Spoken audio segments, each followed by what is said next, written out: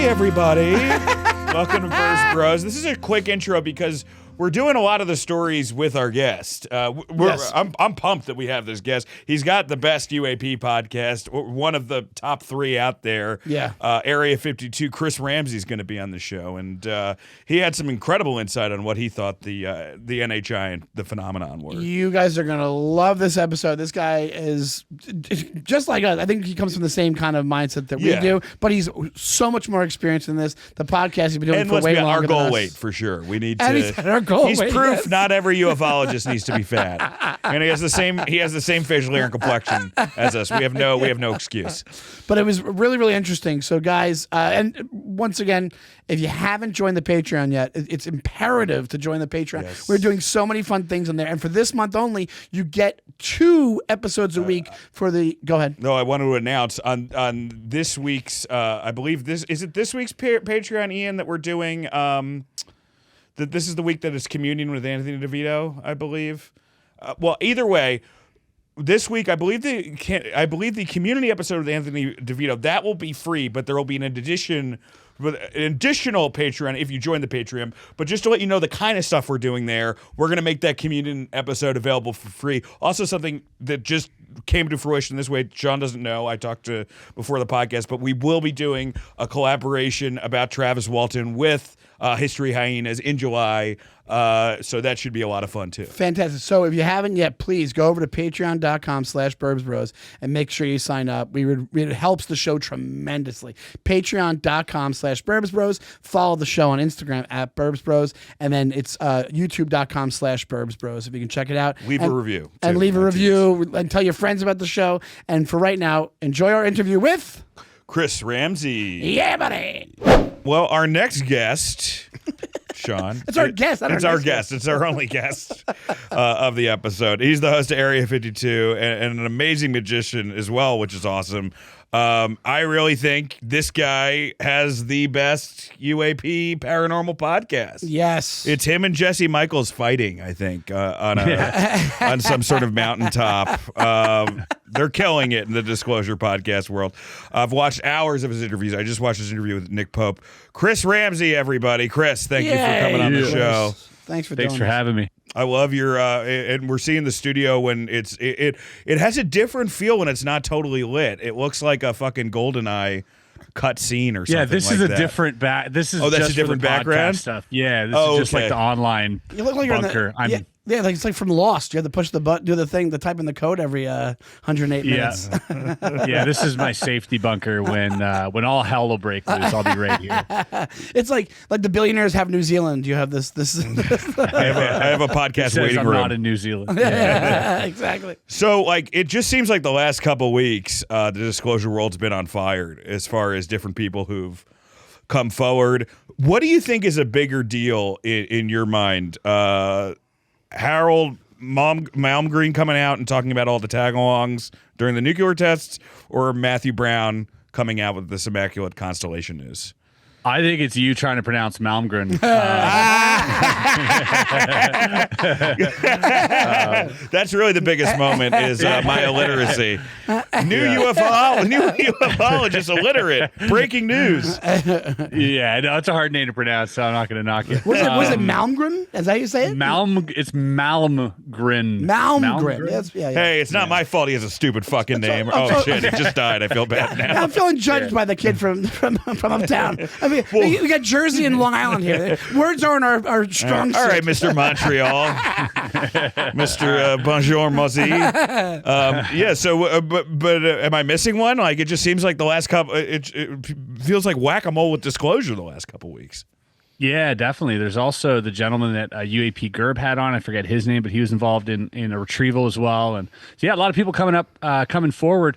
I think Malmgren is by far the most important. I think that interview with Jesse will be referenced, throughout history. I think, that's just he was such an important person, No, mind you, Kennedy, Nixon. Covered, it's crazy. He's there throughout history. He's like Forrest Gump.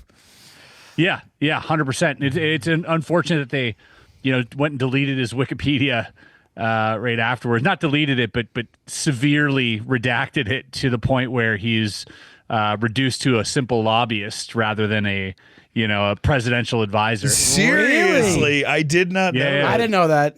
Yeah, they went Jesus. back and did that. They deleted Chris Mellon's, same guy too, and it's just so weird. But They regardless, just deleted Chris Mellon's. Or they Straight up. redacted, heavily redacted. Wow. no, they deleted Chris Mellon's. Yeah, they deleted. I mean, it's no surprise. That's kind of, as far as mainstream meets the internet goes, that's pretty much where people would get their information, right? If you're coming from CNN or Fox and you're going online, you're looking at who's who, you go to Wikipedia, right? You're not Yeah. you're not deep diving on 4chan like I am over here. Yeah. Yeah, you're Googling and you're scrolling down the Wikipedia page to find out all the information. Yeah. The Exactly. but and then the Matthew interview, we really liked it. I think what we have in common is you're a performer, we're performers, and I always say this on the podcast. I'm like, we can kind of. I consider myself an Imagineer. I call myself an Imagineer, but keep we going. can kind of sniff like bullshit. I think better than 90% of the population. Not that I'm saying we're like human lie detectors or something. I am, Sure. but yeah. yeah. But full on, I think that just based off that dude's body language on that interview makes me think like, holy shit, everything he's saying is completely true. Did you get the same vibe from him, or do you think that he kind of faltered at times, or do you think it was straight up? No, I definitely got the vibe that he was nervous and under a lot of stress. Yeah. I don't think he was lying, but I also think he took a lot of liberties, in the just, from what he allegedly had a glance at to what he was assuming was happening, I think is a big leap, right? Right. So we have to remember that, like, I read through those Immaculate Constellation documents, and what was in there was very pertinent, very important, and, shed light on a lot of intel that has been going on. We're looking at these things. We're looking at giant triangles in the ocean, observing Russian subs and this type of deal and flying brains and whatnot. But to go from that to, we live in a matrix, this is a prison planet, God is real. Like I feel like there were some liberties taken there. And I think that, his own personal opinions started, which is totally fine. It's a podcast or it's an interview. You know what I mean? They asked him for his opinions, but in the UFO community, we hear someone like that who's had a sensitive position in intelligence, a really sensitive position. Like this guy was like, wasn't he like anti like weapons of mass destruction type deal? Like that was his whole thing, which is incredibly sensitive, right? So if he says anything at all that isn't exactly the truth and is just a little bit of a breadcrumb, a little bit of a, nebulous statement, people are just going to run with it, right? And that's a bit of an issue, because I feel like when it comes to that type of information, you can't stray too far from facts, because you'll get carried away so quickly in this space, right? So all the little comments of like, we're in a matrix, or, people think they're free, they're not free. Like, I mean, this can be, maybe it's true. I think this does make Chris, and Chris, I do think, to comment you again, this does make you different, where it's like, like, we should ground it. Instead of like, maybe we should, let's just stay with what's pertinent to Immaculate Constellation. Because to your point, and to Sean's point, I went off as soon as I heard, this is a simulation. Are we the entertainment? I'm like, are we this Truman Show for him? Like, I wanted to. Like, does he know something about like a laugh track the gods have that I didn't know about? I don't know. It was actually very that part of it was very distressing to me, and which is interesting, because if you read like UFO and Nukes and some of the more factual based books, it's actually more hopeful, because you realize like, oh, these things are probably stopping us from killing ourselves. And to what end, who knows? And maybe maybe they're not actually, I don't know, maybe it's some automated system that's preventing auto destruction here that isn't even like, there is intelligence behind it, just not the just not the sort of empathetic intelligence that we all want it to be. Yeah.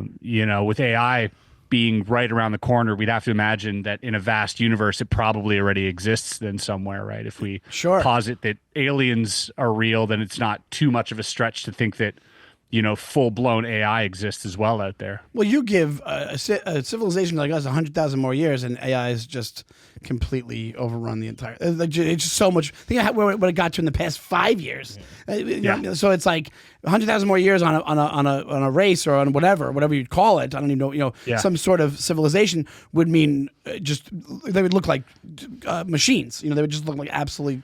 It'd be unrecognizable to us as a race. It would take a second. Yeah. As soon as proper AI is realized, it would take a second for it to take over. It would it would be so instant. What's either of your guys' opinion on this alien civilization on Mars thing? The fact that they had a nuclear war. Sean, you sent me that article. I've read it before. This to me, I'm new. I'm a newbie into this. Into the UFO world and the UAP world. This to me seems like, well, now you're really jumping to conclusions. Because there doesn't seem to be the blast and fallout that you would assume would be present from a mass global nuclear conflict. But it does kind of. So I think it's a really cool idea personally. Mm-hmm. But I think that. But also you have.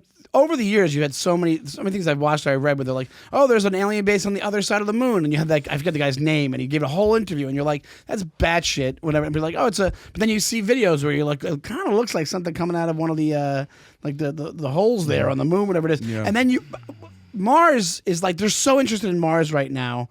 And they think they're finding microbial life, and they have this. It's like, but it does look like something where all the dirt got kicked up and then settled back down on, and that's why it's this red dusty ball, and it's just deserts and just caverns and whatever it is. So you think there's some smoke to it?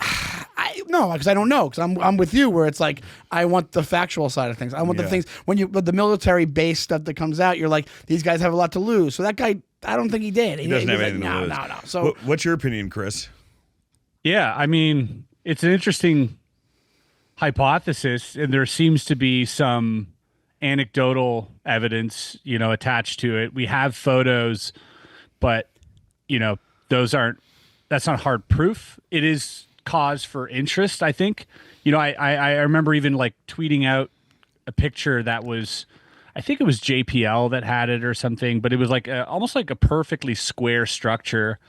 And then, Joe Rogan retweeted it. Elon, commented on it. He was like, let's go there and find it, and all this. So I think, maybe Mars is just like the moon 2.0 in terms of like igniting our pursuit of the stars. Right. And, maybe all this hubbub and all this stuff is just to like get us collectively to like think further and think outwards. But as far as like an ancient civilization goes, I love the idea of it. I think as a story, I think it's great. I think it makes sense. If you look at, I had an interview with Joe McMoneagle, who is a remote viewer for the CIA. I saw it. It was terrific.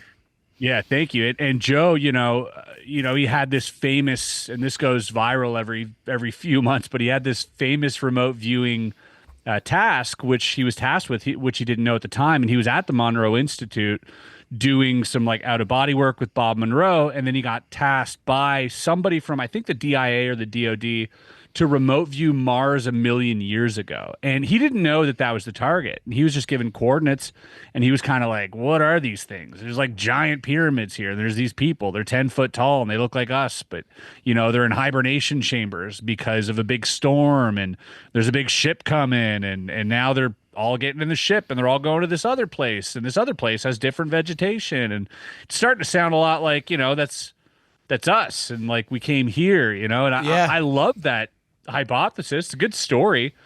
I wish we could find, or if we have it, I wish we could bring to light, some of the evidence proving that, because I think that's the next step for us. Isn't necessarily, reverse engineering something. And I don't think we're ready for that. I don't think we're ready for, time machines just yet, but give us a little hint of our past. Let us know, these ancient civilizations, pre-Younger Dryas, maybe there's something there. Maybe there was some intelligent civilization early on. And I think that would be enough to inspire us to like dig deeper and look further. But yeah, it's interesting for sure. So as far as remote viewing goes, which I go back and forth on it, and you had Joseph on your show, which I'm sure did it give you more faith in the idea that it's for real, or did it make you go, I'm still in the same spot, or go, hey, you got so detailed with this Mars thing, I don't know if I can get my head around it? Like, did it kind of like check a box for you to go, hey, I'm closer to believing that this is a for real phenomenon? And just like you have psychic mediums where it's like some of them seem really on the level, and some of them are like you're Sylvia Brown doing Maury Povich back in the 90s. Yeah. So like, I'm curious, like, because you're, like we said, you're a grounded guy. So meeting somebody like that, talking to them, they were in that program. Did it make your wheels turn and go, oh, this is a thing? Yeah, I definitely. At first, completely skeptical, completely dismissive, right? At the very first, because I come from a background of magic and everything can be explained. All the psychic stuff can be explained, and looking into it further, I realized that there is something there, especially trying it out myself for like a year, right? So really? I realized that, oh yeah, I went down like this crazy rabbit hole, learned it, and documented the whole thing. But it's, I started getting like pretty remarkable hits. My friend and I, Nelson Dellis, who's a memory champion, he was the one who kind of looped me into this whole thing. And the more I looked into it, the more I was like, oh, there is something here. There is something, it might not be concrete. Yeah. It might not be crystal clear, but it does seem to have a higher p-value than chance, right? Yeah. And I think that's the important part of measuring this stuff. It isn't to be like, well, why don't you just win the lottery, right? It's more like, well, how can you skew, like if you look at this over time and you look at all these hits where you should be missing most of the time, you're actually hitting a decent amount of time higher than you would expect, right? And that is where it's interesting. Yeah, the probability. And so, I spoke to physicists, especially Edwin May, who's the chief research physicist at Stargate at the time. They were doing these things, and he's compiled data from 6 people over 30 years, 6 remote viewers, and he was able to really pinpoint some of the mechanisms that not only were once implemented, were they able to get more accurate sessions, but they were able to, seek out people with these specific abilities based on the tests that they did. They found out that everybody that they had, so the 6 people that they had, which they found out of 600 people that, had a significant talent in remote viewing. Well, these people were all synesthetes. They all had synesthesia. Right? And that was something they didn't plan on. That was like, they're like, what? That's just kind of like a coincidence, I guess. Yeah. I'm sorry, what's synesthesia? It's when you see sound and hear color, yes. and kind of your senses get you kind of flip-flopped a little bit, right? Intermingled. Okay. Yeah. You're very visual. You can Mozart or Beethoven had it. One of those two. A lot of geniuses. Yeah. And Kanye West has it. Kanye West full on has it. But it's true. He does have synesthesia.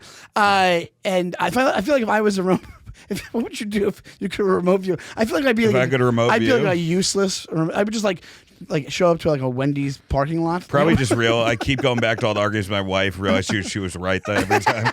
No, you didn't say that. And then I go back. Oh, fuck, she didn't say that. So yeah, we kind of touched upon it before, as far as like the reputable, people in the community. What do you think of this whole Richard Doty saying Elizondo was part of like the disinformation campaign? I mean, like we're new to this, and you've been doing this for a lot longer than we have. Been incredibly successful at it, but parsing through essentially, like how do you tell who's telling the truth, man? Yeah, that's a tricky one, because I think a lot of people get distracted with that stuff when it comes to this topic. It's really easy to get roped into the politics, the social side, and the little bit of drama that goes on. Egos. And I think, and we're not immune to that. I'm not immune to that, but I think practicing sort of just taking a step back at all this stuff. Like when I hear this stuff, I try not to engage with it too much, because for me, it's not about, that's not what this is about. You know, whether someone's lying or not, I'll decide, but I won't decide just yet. You know, like that puts me in a camp. And Yeah. I think this whole, you know, it's very binary, this community in terms of like, you either believe this or you don't believe that. You believe this guy or you don't believe that. It's like, I don't believe anything outright and very low conviction on everything, but I absorb everything, right? So give me all the information and I'll just let it sit. And then when 2 points connect, I'll be like, oh, that's interesting. Sure. And then another story comes out and we get another point of connection, right? And I think going about the topic in that way and staying removed, not only does it allow you to absorb more without a bias, but it also just allows you to navigate it in a less toxic way and not form an opinion. And so you're not forced to defend an opinion. And I think a lot of people, when they put themselves in a camp, now they're like, well, I got to stick with my guns here. This is my team or whatever. Yeah. And then exactly. And then they're like, there's no way that they'll ever,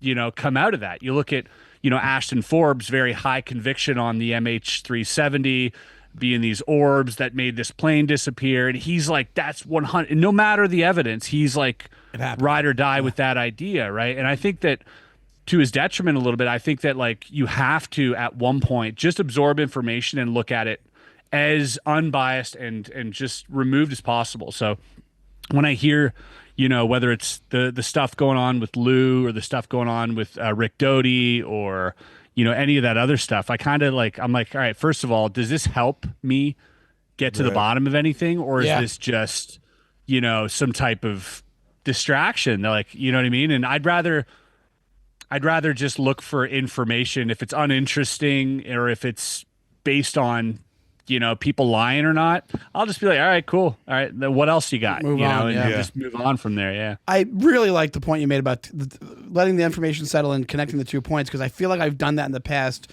just personally, when it comes to the anecdotal evidence that comes up with this topic. Yeah. And you see so many of the same themes pop up with these anecdotal. And one of them that always got to me was when they would see beings, like when it came to actual beings, the multiple things that were not connected would talk about suits, skin tight suits that were these. Right. And I was like, that's an interesting thing that would come up a lot. That I'm like, that's an interesting detail. Like, you're not saying spacesuits, you're not saying helmets. This isn't 1950s sci-fi. You just keep saying skin black tight suits or some sort of tight suit, but usually black in color. And I always found that. So I actually agree with that, where it's like, hey, what do you have to say? And then, okay, this part seems believable. And I heard that on the exact opposite side of the internet where I was looking at something else. There's, definitely reading, you know, John Mack's book on abduction. You know, there's just so many things that are repeated, you know, that's over what I mean. and over again. It's anecdotal. You know, it's over and over and over. Like again. For instance, we talk about like them showing you like so many instances of them showing you the bad effects of nuclear war. That happens on almost every abduction. Is that's the last? So it's like a ship tour. You get a ship tour first. Yeah, it's like being an NBC page. It's like a little episode of Cribs. Aliens Cribs. Chris, have you noticed some like the tactics that have you noticed some like magician type shit in the CIA? Have you seen some parallels between how they conduct business and the world of magic? Yeah, definitely. I mean, yeah, you know, when you look at every time I think of like a psyop, I think that's like the negative spectrum of a magic trick.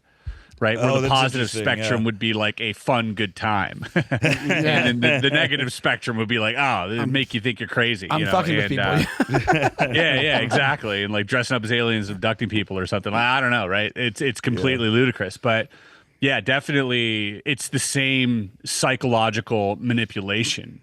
Only one is for entertainment, and one is for nefarious gains, and so. Yeah, I definitely see a lot of similarities. But there's also psychologically, being a magician, you're able to be lucky enough to like witness people witnessing something impossible, right?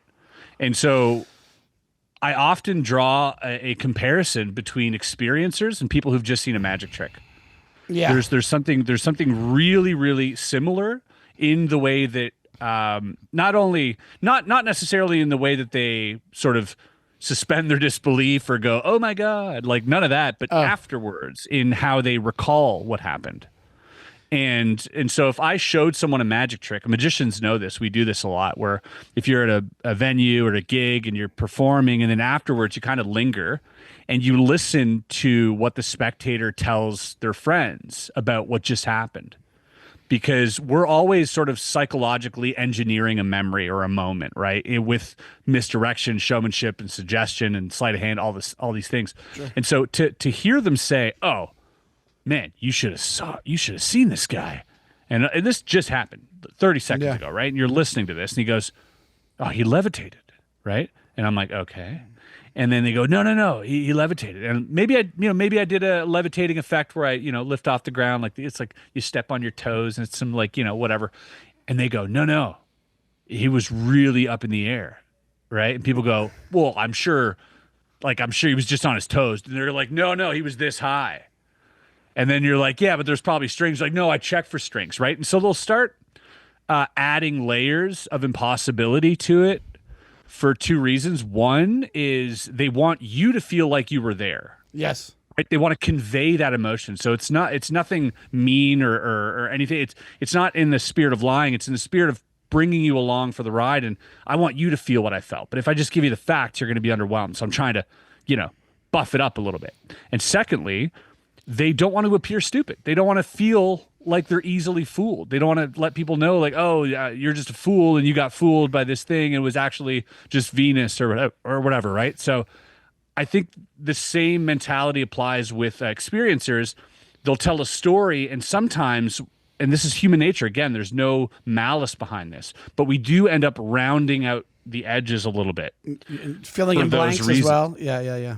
Yeah, exactly. Yeah. And sometimes we know this through a lot of hypnotic regression. If you look at David Jacobs or you look at Bud Hopkins or even John Mack, a lot of false memories can be injected into stories based on other stories that they've heard, right? It'll contaminate their own story. Like if I just finished reading Communion, right? Or watching, the movie. Yeah. And then just watched had the movie. a nightmare about aliens. Wow. I don't know if you've seen that movie. Wow. That movie. Oh my God. It goes back and forth between Jim Henson and softcore porn. In the classiest way. But you're saying you watch Communion and then you're bringing in parts of Communion into your experience. Well, absolutely. Well, into a regression. Informing your information, yeah. Yeah, exactly. And they've seen that a lot. Like you're very, very suggestible, obviously. You're in a suggestible state of mind. You're under suggestion, hypnotic suggestion. And so it's a very delicate, and I know that, the foremost researchers, especially David Jacobs, he was very adamant about not contaminating the memories and not leading them anywhere. But that's not to say that they didn't talk to other experiencers or read a book or saw a movie that might leak in. And that's not to say that what happened to them isn't real or didn't happen. But we often do round off the edges based just on human, fallible minds. Like memory isn't something that is that is without fail. It's the same reason why a lot of eyewitness testimony it's not admissible in court, because you can't, unless you have something so solid, plus the eyewitness testimony, you can't trust somebody not to do exactly what you're saying. Well, eyewitness testimony would be trick. admissible, but not in science, right? Not in like if you were determining, right. What. I don't know what an atom does. You can't be like, well, I saw it do this. You have to measure it, right? Right. And so that's, it's soft sciences versus hard sciences. Obviously, we have to deal with the human spectrum because human intelligence is what we're looking at, is in big part the only evidence we have, right? But I don't think that should be so easily dismissed either. It's just we have to tread carefully. Chris, in that vein, you have a lot of episodes of alleged conversations people have had with extraterrestrials, ultra-terrestrials, interdimensional beings.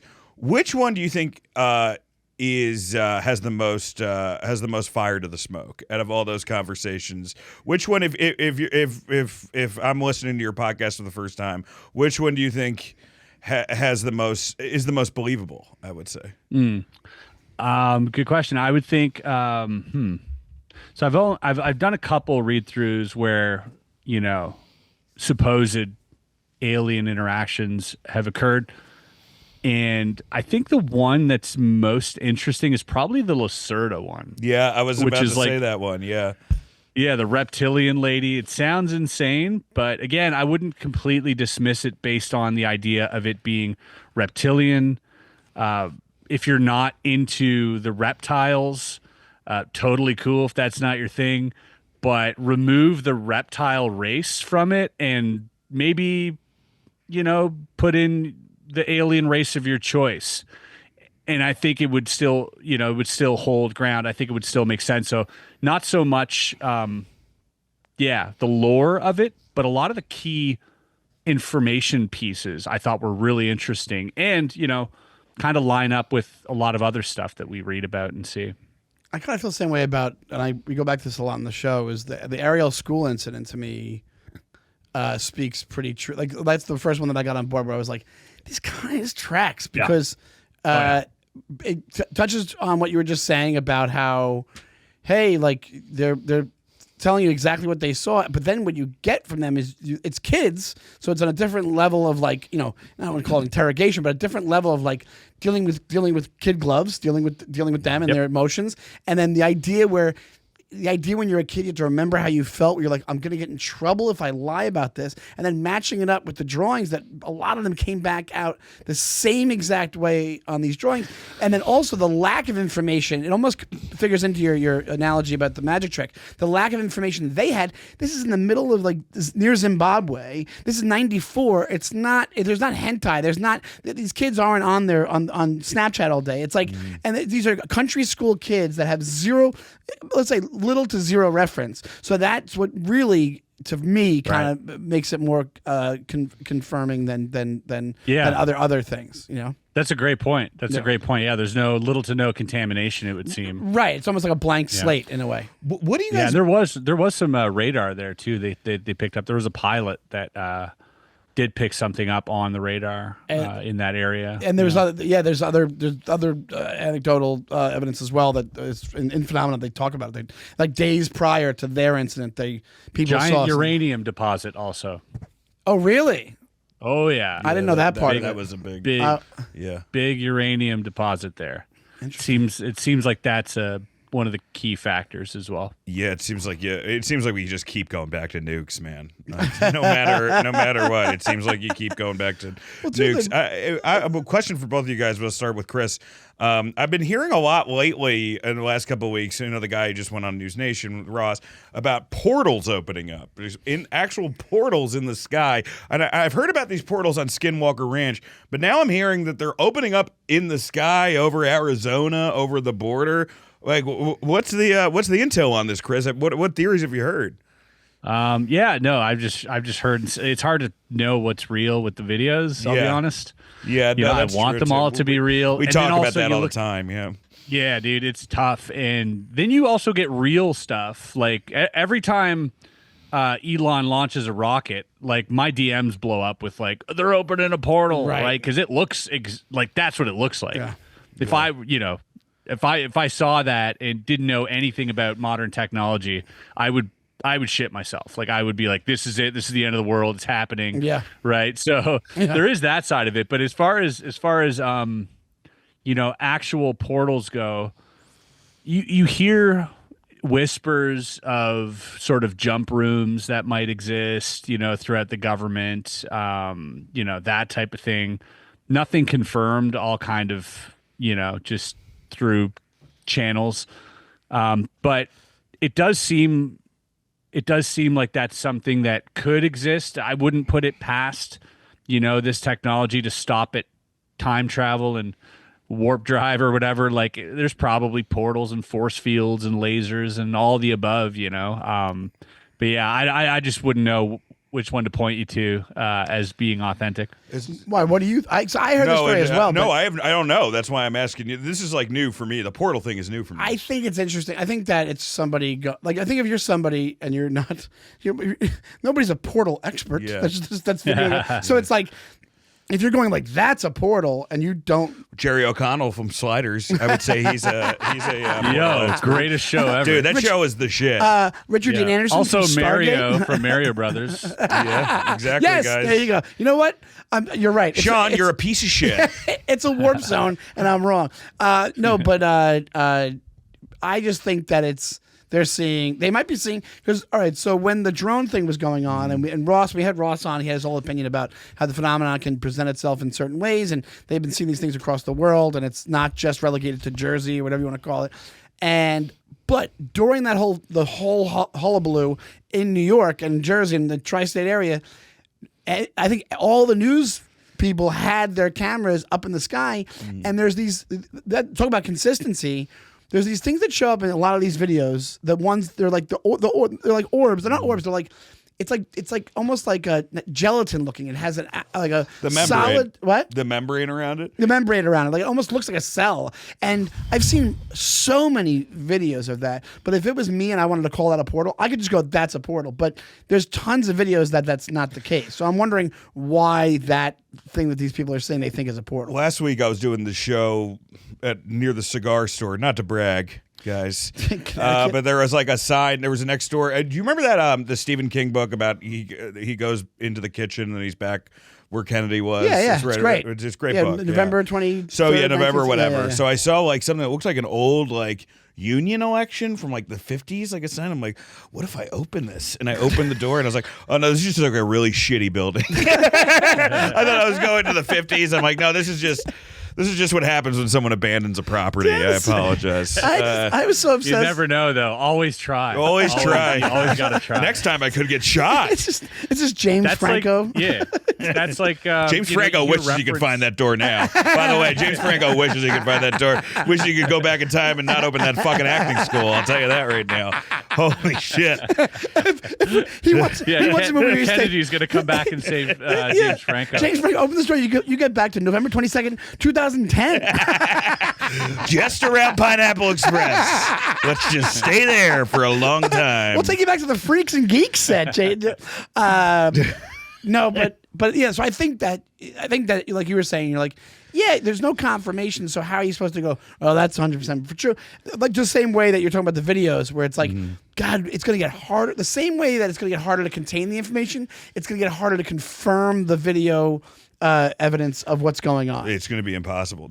Devil's advocate. 1,000%. Yeah. Guys, do you think, like, devil's advocate, because we were always like, the government's hiding, they don't want us to know all these things, and they're keeping enlightenment from us, and, like, could there be some things that, hey, thank you guys for keeping that away from us. I think so. Thank you for keeping, like, what are some theories that you've heard as far as ones that, hey, maybe this would be a reason to not look into the phenomenon? You know why I believe this? And this is a little bit of an aside, and I'm sorry, you should go to Chris first, but you know why I believe this? Because it happened with terrorism during the whole, granted, there's a lot of issues with that time period and the wars and everything like that.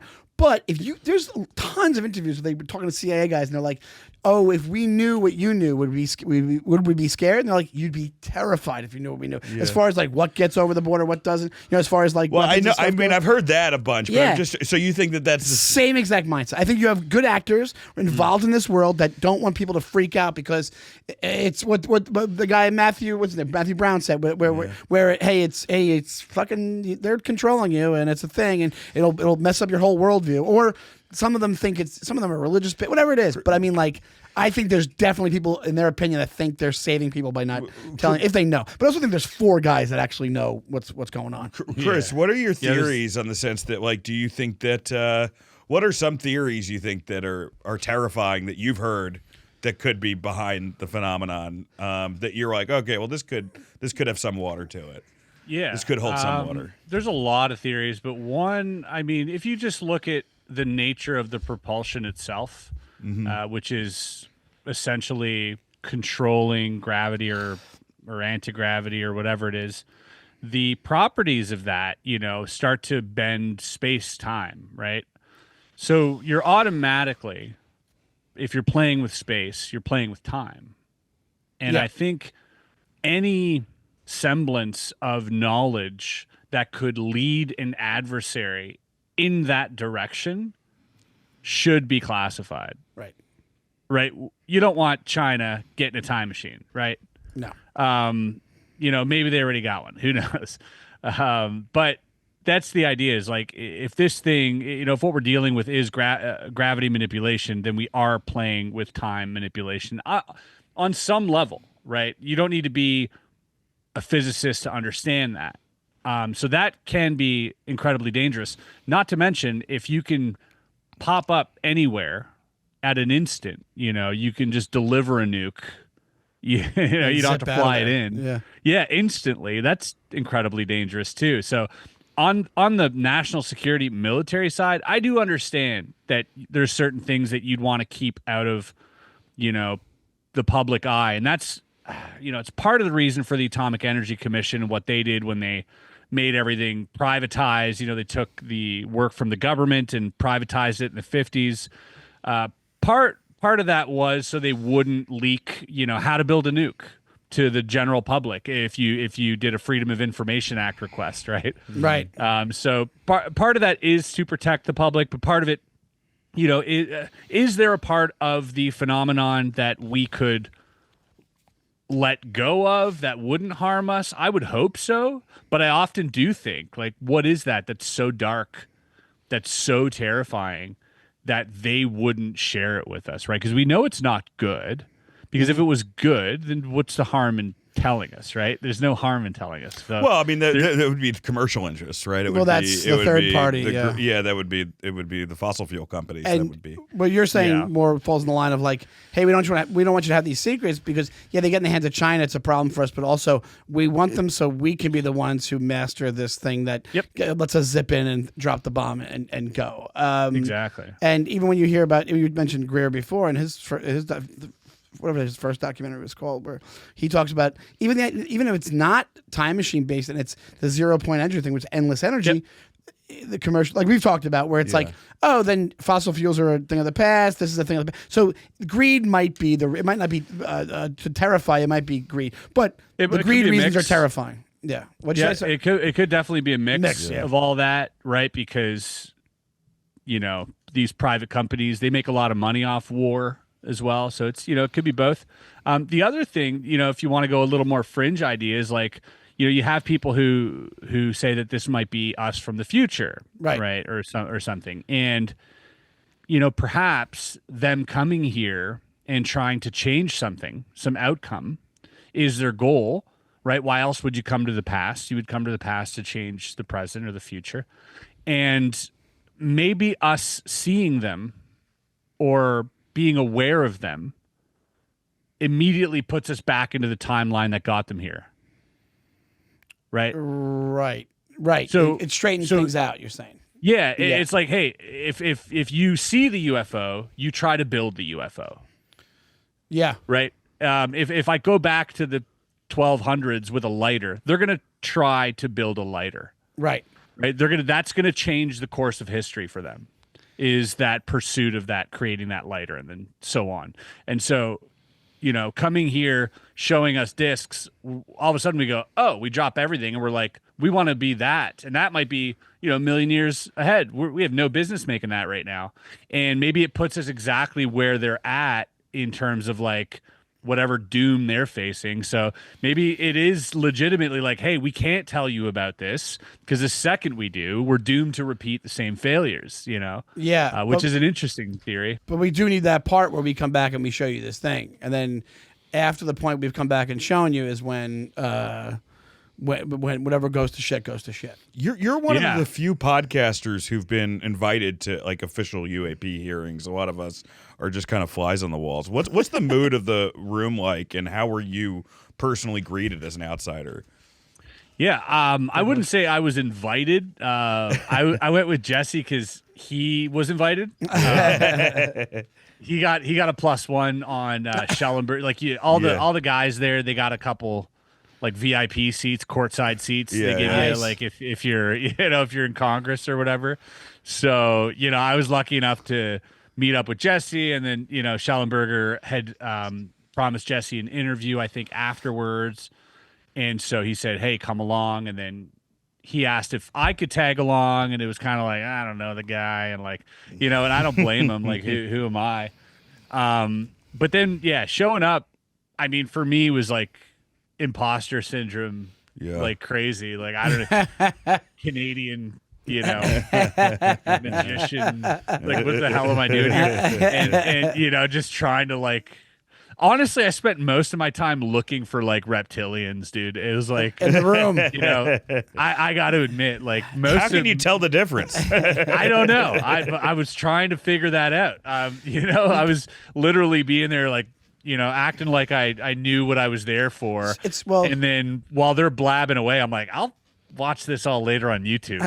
I'm looking at all the interns on the walls whose eyes might be blinking the wrong way and stuff like that. Where are the hybrids sitting? That's where are the spooks? Are they the Men in Black? Are they back there too? Like that's where I was. My head was at. I'll be honest. Congress is pretty white, so you probably see a Nordic before anything else.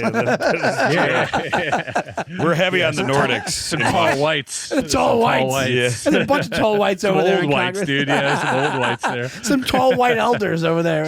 Speaking of tall whites, James Comey this past week. I mean, this will be a week after it happened, but that is the craziest thing I've ever seen any elected official do. What did he do? He took seashells on a beach and he wrote 86. 44, whatever was it, Trump 47, 47, whatever Trump is now. I forget what he which I think he's 45. I don't know, but it's 86 45. Oh, did he? Yeah, he's like basically. Oh, he's mad. He's not in the public eye anymore. Dude, but it wasn't only 86-47. It happened to be 8,647 days to the day after 9/11. Seriously, I did not know that. Oh my! Pull that up on a calculator. God, exactly that's what he posted. It crazy. Not a day before, not a day after. Right? That sounds like a coincidence, but that's awesome, dude. Right? Like I mean, that's very bizarre. That's very bizarre. How to trigger conspiracy theorists, man. Just throw up a couple numbers with some seashells. And if you're Tom Hanks, throw a random glove in there, too. People are going to lose their minds. At these UAP, because we haven't gone to Contact in the Desert yet, we want to go. At these UAP conferences, I've heard, do the UAP guys think they're better than Bigfoot guys? Is that like at the bar, is there some shit? Is it like Dominicans and Puerto Ricans or Haitians and Jamaicans? Like, what's going on? It's an age-old battle. Yeah, there could be some elitism among the UFO folks. It's my first one. I don't know. I don't know what to expect. I've never been to a conference. I've never been to any of these. Get ready to not get laid. No, but same. But I wanted to ask you. But you talk about the congressional hearing, and you're like, "Hey, imposter syndrome in there." Was there anything that stuck out when you were in the room that you can't? Well, us, watching on YouTube or watching on C-SPAN or whatever, that you noticed that you were like either vibe wise or just a little thing that you were like, "Oh, that's interesting." They do that. One of the things that stuck out for me when I heard after the fact is that. When Grush they didn't want to give have Grush swear in, and they had to make a point to be like, swear him in. We want you to swear him in. So I'm like, why wouldn't that just be kind of like part of like just everyday occurrence? Everybody gets sworn in when they talk to Congress. So when you were there in the room, did you notice like either reaction wise, vibe wise, or just a little trinket of holy shit, that's weird? Not really. Kind of boring. But what I would say is that, like, on the C-SPAN stuff, you're watching the people talk. Well, off camera, everybody's whispering at each other. Okay, yeah, that's what I mean. So yeah. As soon as the cameras are on somebody's because they're talking, right? Yeah. But everybody who isn't talking is like in someone's ear, like up there. They're constantly like handing papers over and like. Doing a lot of this stuff. It's like game day or some shit, It's like yeah. Or like friggin' House of Cards. Like it's for sure, like, and so there was that. And then in the back room, because I got like access to the back room, which was a lot easier than you probably I think if you just like I bet if you wear one of those like orange vests, you could just get into one of these things. Like, bring a ladder in or something; they'll let you right in. But we were in the back room, and there's some guy on social media who like his whole thing is just seeing how many places he can get into holding a ladder. That's what he's talking about. Yeah. Exactly. Yeah. That's all you got to do there. Is just I've seen it's insane. A briefcase and like I don't know some documents. They'll let you right in and be white. Yeah, that helps too. But yeah, and I mean, I don't know. It was back there, and everybody felt stiff and formal and very, there wasn't any like high-fiving afterwards. It was kind of like just really boring. Exactly. Yeah. I don't know. Nothing exciting. And then there was pizza. And they had pizza because it was like late into the day. So I definitely snuck a slice of pizza. I was trying to eat that. It was funny because like Schellenberger, as he was like, he's taking photos of like the Immaculate Constellation documents, right? That he like tweeted out, like was right in front of me. But he was also just trying to finish a slice of pizza. They were rushing him out. So this is stuff you don't see. I thought it was fun. I was like, that's really what I'm here great. for. Is to get the real details of what's can't going turn on down back pizza. here. You can't even turn down. Just at Domino's, if you're wondering. Nothing fancy. Chris, craziest thing you believe and craziest thing you don't believe. Craziest thing I believe. I don't know if I believe anything outright, but craziest theory that I will entertain. I'll go as far as saying that. Yeah. I would say probably Dan Barish. Dan Barish, who he came out in the 90s, said he worked at S4 as well, and that he spent years working. He was a molecular biologist, and they had him working directly with an alien named J-Rod. Oh, right. I've seen this guy. So you believe? Yeah, you believe that guy. I was always wondering. I wouldn't say believe, but I'm on the spectrum of like, well, there's a lot of interesting things that he said and things that put him there and things that have happened afterwards that lead me to think that it might not be complete bullshit. For instance, what are those things? Because I'm not that as familiar as you are with the case. Just connections with other people and what they've apparently come across at that facility. There's another gentleman by the name of Oscar Wolf, who this was told to me by Danny Sheehan.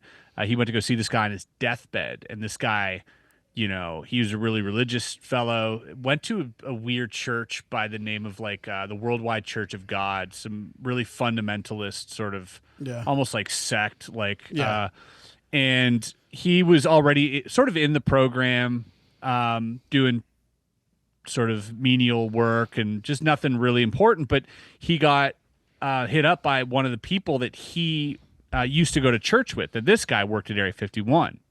And he was like, hey, come down here. I want to show you something. So he flew him in. He already had clearance and got him in there. They go down.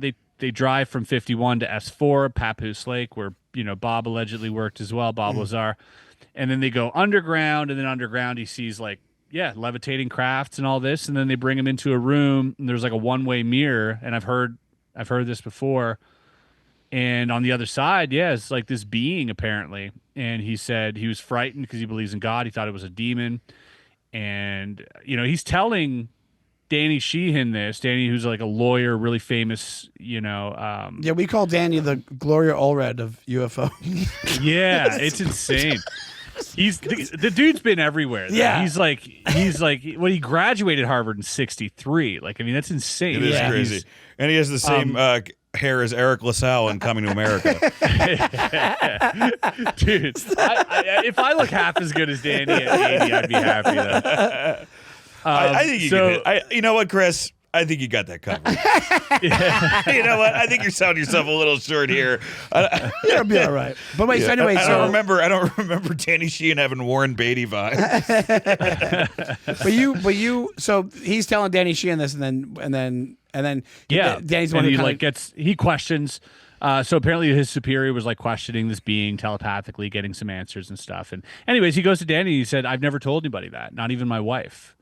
And he's like, he's all tubed up, like on his deathbed, and he's telling Danny this. The veracity of deathbed confessions. I'm a believer in deathbed confessions. Yeah. I think you're at a point where it's like, why the fuck not? And maybe some are kind of just let me get some attention before I'm out of here. Yeah. But like one of the ones actually kind of fits in. Yeah, it kind of fits into this. Is that do you think what's happening now gives so much more credence to things that you see that were done? Let's talk about.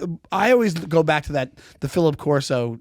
It basically was a deathbed confession. It wasn't deathbed, but it was. Sure. He was almost dead. He was almost gone. I mean, that's just Miss Malgrana or Green. Well, he died like 2 days later. Yes, you know? right, exactly. Yeah, Do you think what's happening 100%. now? But that just happened, right? And like, he That's probably for me. That's more than like swearing on a Bible. That's what I mean. 100%. Right? That's the most credible testimony that you could get is a deathbed confession. That's how I feel. So that's in my opinion. Yeah. So, but it almost what it does, just like talk about Canada, Hellier, the Hellier interview, whatever you want to call it, same kind of thing. Him talking about the different species and stuff. With who he was.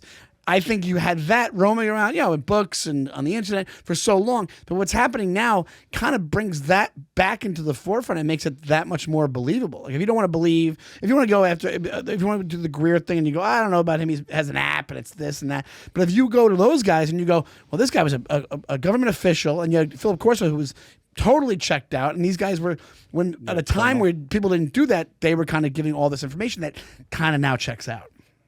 Yeah, definitely. Yeah, I think it does bring a little bit more credibility, but also, the more things that I hear, especially in the world of like I always call it like the UAP world, because like for me it's still UFO. Yeah, I mean, I'm not a huge fan of the UAP, the NHI, like all these new terms. UAP is like the new Coke for you, like yeah, dude, it's like Latinx. It's the Latinx of UFO is UFO's original formula to Coca-Cola. Yeah, yeah, exactly. Yeah, dude. Just commit. You know what I mean? Commit. Just say aliens, dude. We get it. No, they might be from here. They might be. I don't. Aliens, dude.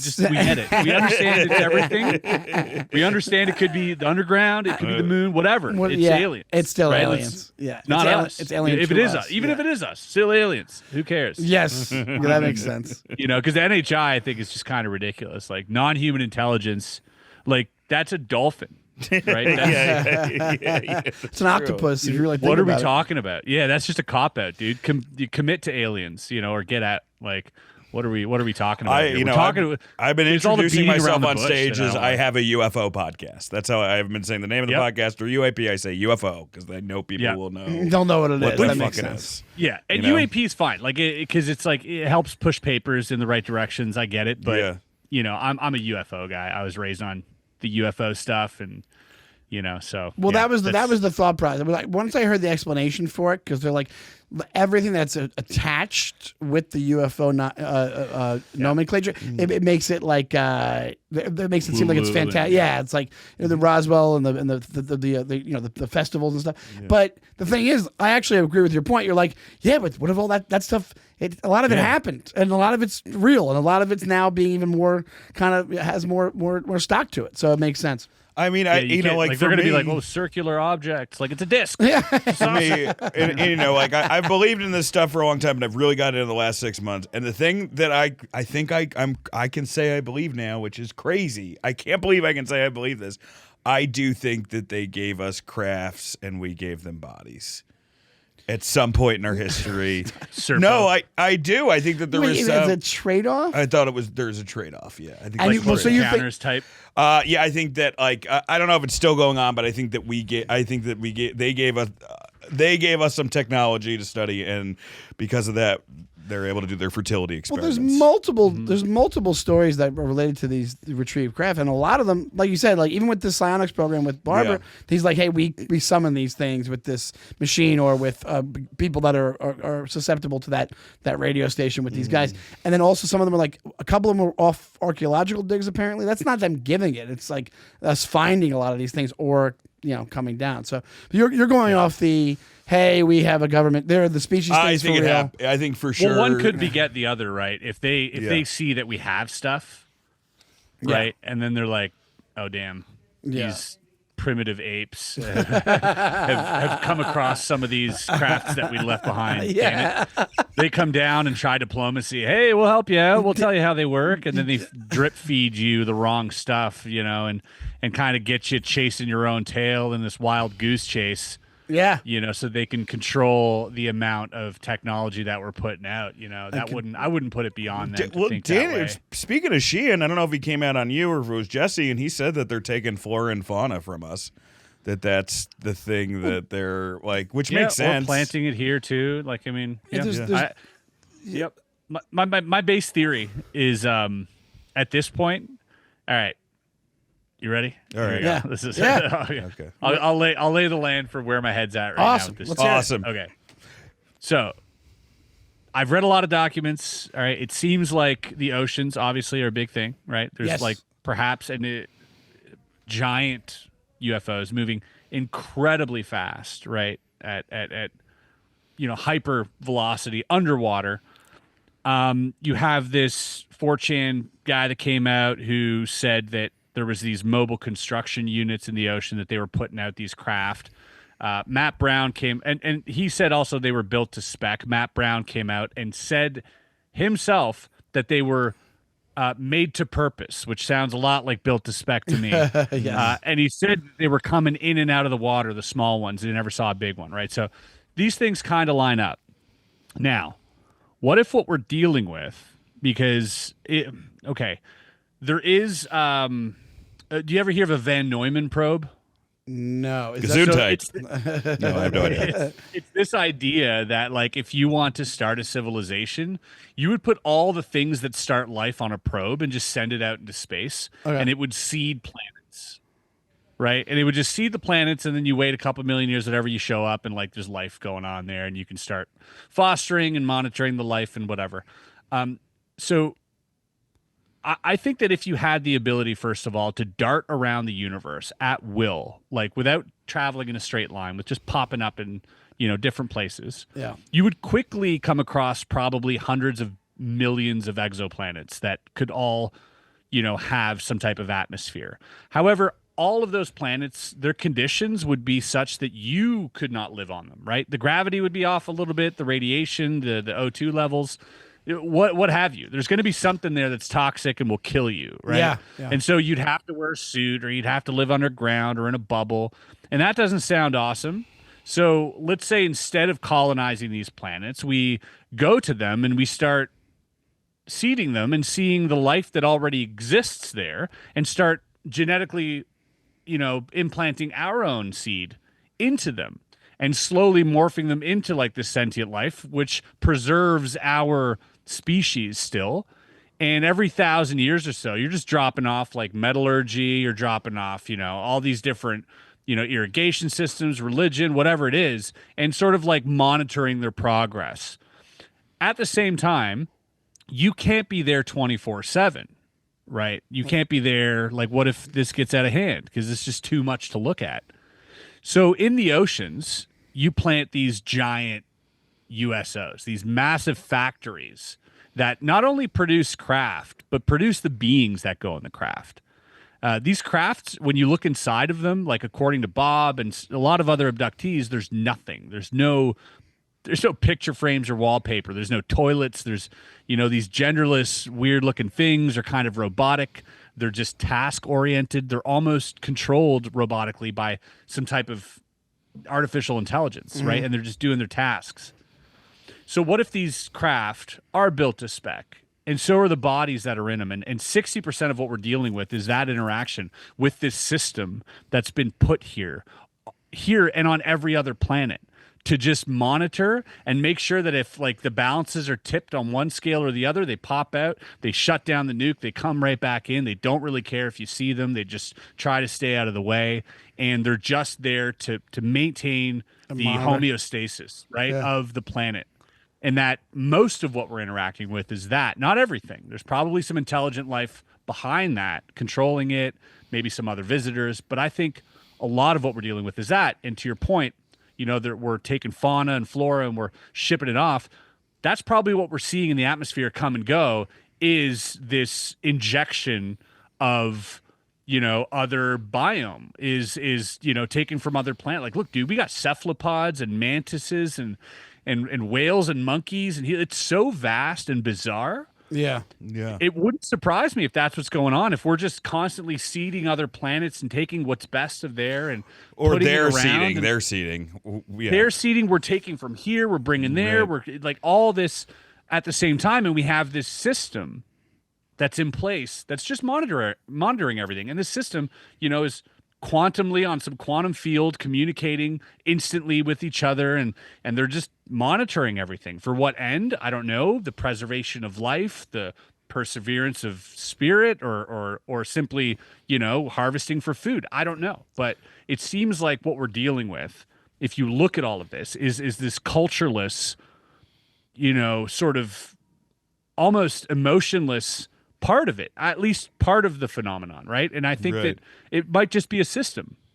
Just the apparatus that's put there to monitor and to make sure, like you said, to keep the homeostasis of whatever. It doesn't have to be experiment, but to propagate this one galaxy brand or civilization that somebody higher up than this is trying to. But there's probably 100 million of these planets. Yeah. That are also at the same stage. You know what I mean? Like, it's so vast. And you wouldn't just stop at one, right? Yeah. Well, then, gun to your head, capacity. Chris. What are they? What are they? What are these things that are? I mean, if you look explain at their abductions- operation, but Yeah, I mean, it seems like the Greys are the ones that are doing all the sort of menial work, all the manual labor.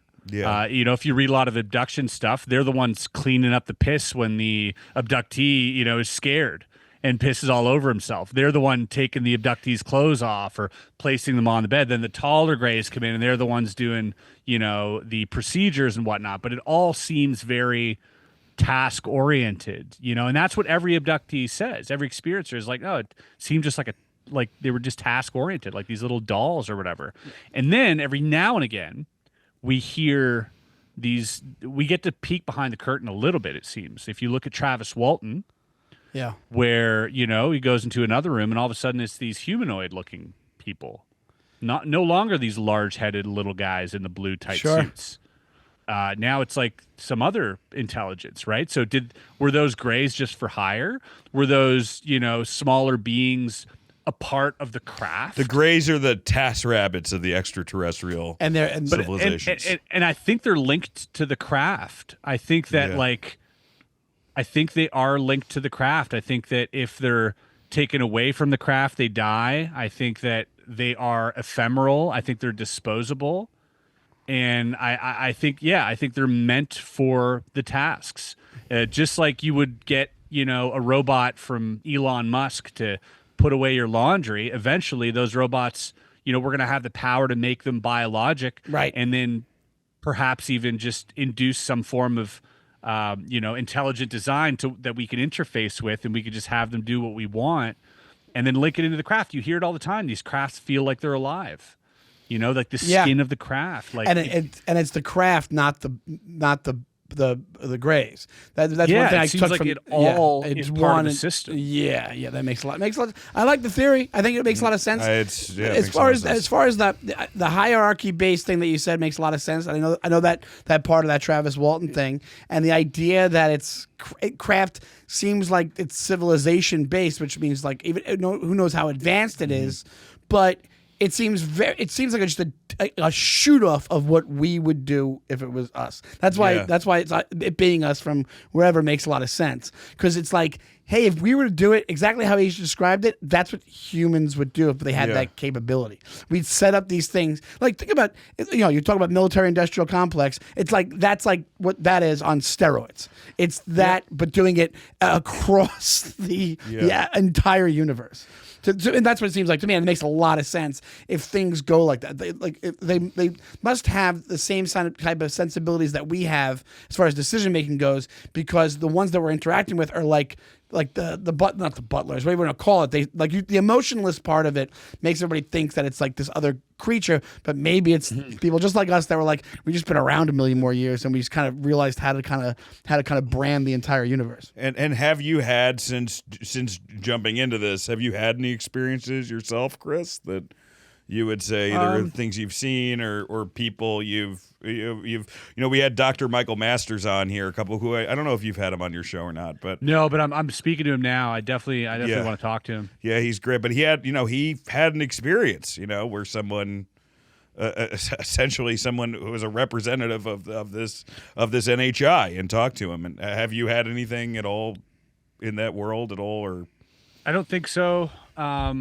Another reason why we like you. Yeah. We like Because you're not a Dr. Matthews, bullshitter. Joe. You're not a bullshitter. Like, No, it's no, like, that's true. He's not a yeah. bullshitter. I don't think Mark I've had some like like out of body experiences, which I thought was pretty wild, and I pursued that for a long time to try and make that happen again. like astral projection, that kind of Well, thing. you even mentioned the Yeah, remote yeah. viewing aspect. Yeah. Yeah. Well, the out of body stuff was weird. It was like I popped out of my body like 2 nights in a row involuntarily. From a nightmare, woke up in my room and now I'm floating around. It was scary, very, very, very scary. And then after that happened, I reached out to the Monroe Institute because I was interested. I started Googling what, know, and a lot of people saying the same symptoms. So I was like, oh, maybe this is, something else. I don't know. Could be. In my head, I was still, even though when it happened, I was like, this is not a dream. Yeah. Time goes on. You're like, maybe it was a dream. And then I go to the Monroe Institute, did the Gateway stuff, and spent a week there, documented that. Went home, meditated every day for an hour at like 4:30 in the morning for like 4 months, and eventually started like leaving my body during waking meditation. Right, so I pursued it to the point where I could make it happen, and it was still as scary. It happened maybe 4 other times after the Monroe Institute. And so you're in the room. You see, you get out of your body, and you're kind of just in the room, floating around. Yeah, you you're like you're in your body, and you're kind of like floating around in your physical body, like you feel like you're in your body, but you could just get out, and then you just get out, and then you just start looking around, and you see yourself laying there, and it's very. Can you leave the room, or are you in the room? Yeah, so I've never really got to that point. Like you got to understand, it's like when people ask me that, like, "Would you just like?" I'm fully. I was fully lucid, man. I 30 seconds ago, my eyes were open. Wow. It's like this podcast, this experience that you had, as far as it being that real.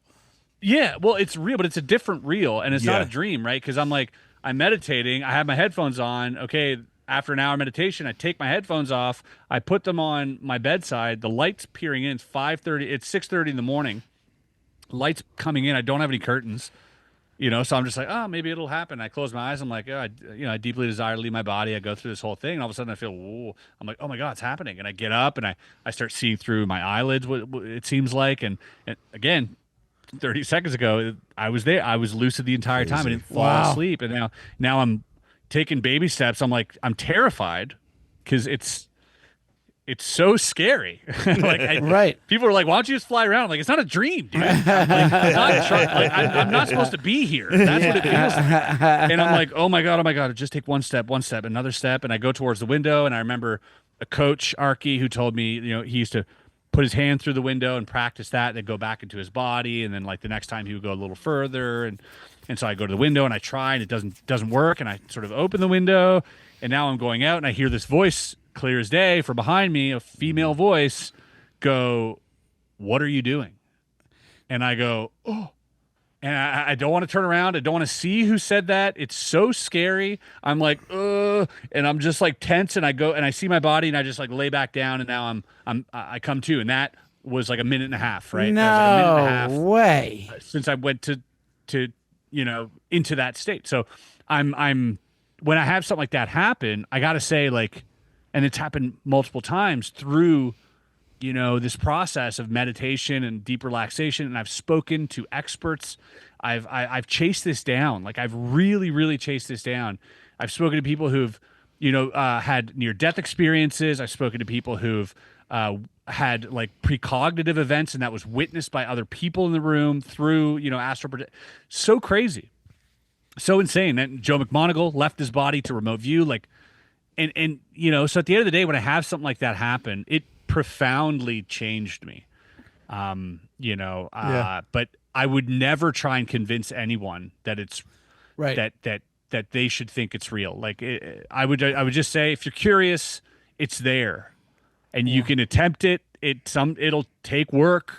It's a lot of work, but like, it's there. I tried it, and it fucked me up. Wow, that's like, amazing. Dude. I'll tell you that. I'm going to try. I have to get back into meditating again, let alone that. Well, next time you come on the show, we actually want you to start meditating and just project into the studio.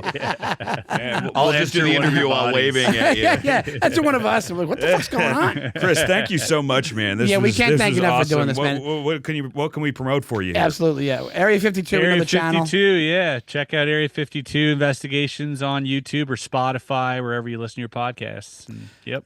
And then what are you on Instagram? What's your handle? Is it Area 52 Investigations is the Instagram, or Chris Ramsay 52. That's me. awesome? It really is, and if you haven't seen the show, it's a great. real terrific podcast. Thank you so much, man. We really appreciate it. Heck yeah, I appreciate you guys, and thanks for allowing me on your show.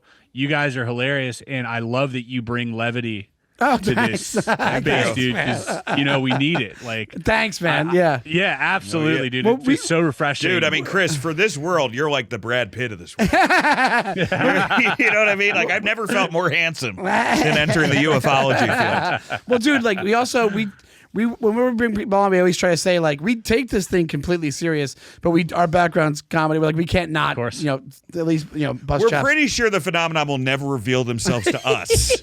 We will Everybody not else be part We'll of be the it. last man standing on planet Earth. Yeah, well, we'll be lucky to get a serial killer. But That's about it. thank you again, and hopefully we'll have you thanks, back man. whenever you'd like. Yeah, Just let us know. whenever you want to come out, and love it. Thank you, buddy. All right. Thank you, Appreciate brother. you guys. Have a great one.